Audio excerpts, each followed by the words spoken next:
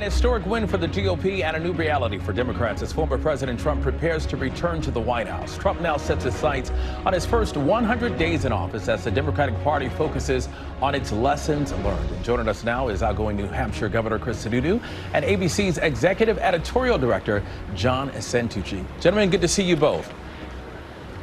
See you.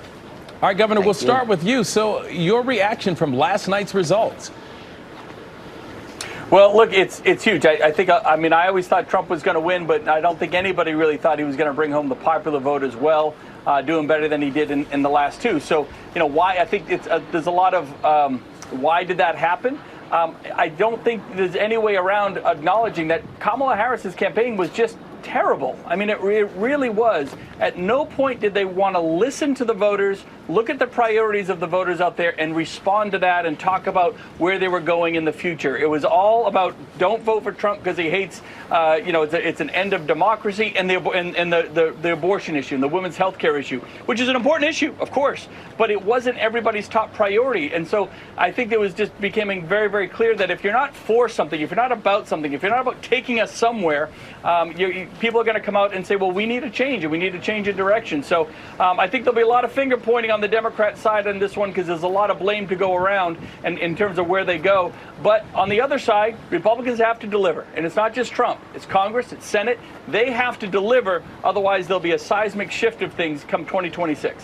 John, this win is being called one of the greatest political comebacks in U.S. history. So what are you hearing in terms of what we can expect for the first 100 days of a second term for Trump?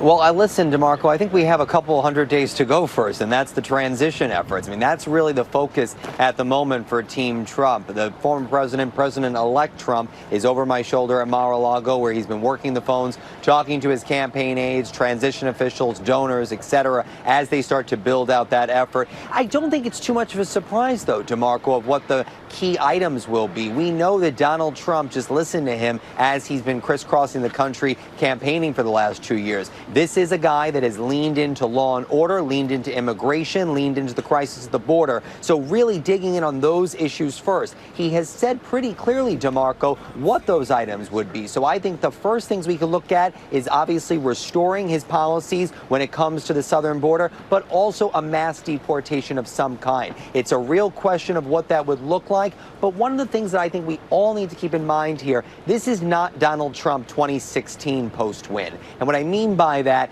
Donald Trump has been president. Donald Trump knows how to be president. He knows the people that he has worked with, that he likes working with, and many of them, DeMarco, have been with him the last 4 years, and they will continue to go with him to Washington in the next 2 months. So, Governor, with that said, will Trump finish what he started, or will he chart a different course? I think the second term is going to look different. He's going to tackle these issues, but I think in terms of approach, it'll be different. I'm more optimistic now that he'll get a good team in there. I think there's a little fear that no one would want to work with him. But look, when the country gives you a mandate, he's going to be able to have his pick of a lot of good people to kind of run these agencies and bring that regulatory reform. But there's no doubt in that. I think you've hit it right on the head. There's a few legislative issues, whether it be immigration policy, dealing with energy and opening up markets. But on his own, he's also, let's not forget the international piece here, guys, what happens in Israel and what's happening over in Ukraine. He doesn't have to do it in the next 100 days, but I think over the next 6 months, there's got to be some movement there where we see a little more stability and peace, and that's really going to be on his shoulders directly. And John, Trump's second term will start with Republicans in control, especially in the Senate. So how will he govern with that playing in his favor?